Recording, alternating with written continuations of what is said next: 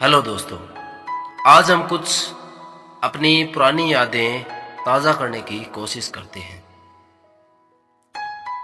5वीं कक्षा तक स्लेट को जीभ से चाटकर कैल्शियम की पूरी करना हमारी स्थायी आदत थी, लेकिन इसमें पाप बोध भी था कि कहीं विद्या माता नाराज न हो जाए। इसलिए कई दफा गुरुजी से पानी पीने के छुट्टी मांगकर स्लेट को नल के नीचे धो लाते थे। पढ़ाई का तनाव हमने पेंसिल का पिछला हिस्सा चबाकर मिटाया था। पुस्तक के बीच विद्या, पौधे की बत्ती और मोर पंख रखने से हम होशियार हो जाएंगे, ऐसा हमारा दृढ़ विश्वास था। कपड़े के थैले में किताब कॉपियां जमाने का विन्यास हमारा रचनात्मक कौशल था। हर साल जब नई कक्षा के बस्ते बंधते, तब कॉपी किताबों पर जल्द चढ़ाना हमारे जीवन का वार्षिक उत्सव था। माता पिता को हमारी कोई फिक्र नहीं थी, न हमारी पढ़ाई उनकी जेब पर बोझा थी। सालों साल बीत जाने पर माता पिता के कदम हमारे स्कूल नहीं पढ़ते थे।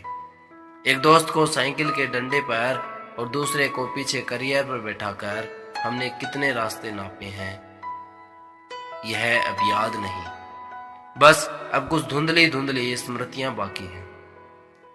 स्कूल में पिटते हुए और मुर्गा बनते हमारा ईगो हमें परेशान नहीं करता था। दरअसल हम जानते ही नहीं थे कि ईगो होता क्या है।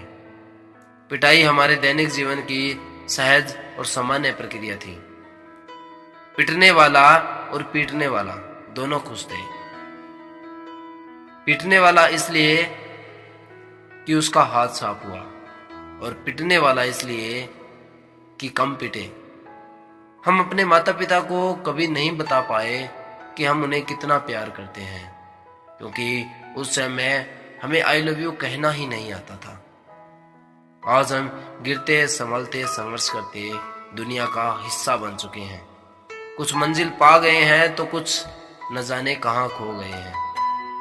हम दुनिया में कहीं भी हों, लेकिन यह सच है, हमें हकीकतों ने पाला है। हम सच की दुनिया में थे। कपड़ों को सिलवटों से बचाए रखना और रिश्तों को औपचारिकता से बचाए रखना हमें कभी नहीं आया। इस मामले में हम सदा ही मूर्ख रहे।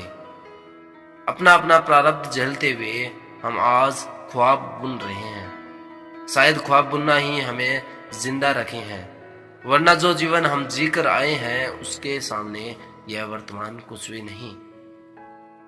हम अच्छे थे या बुरे, पर हम सब एक साथ थे।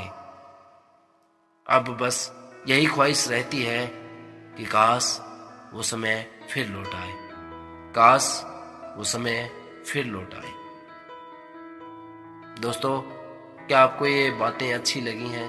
अगर लगी हैं तो दोस्तों के साथ शेयर कीजिए। Thank you so much. फिर मिलेंगे एक नई वीडियो के साथ।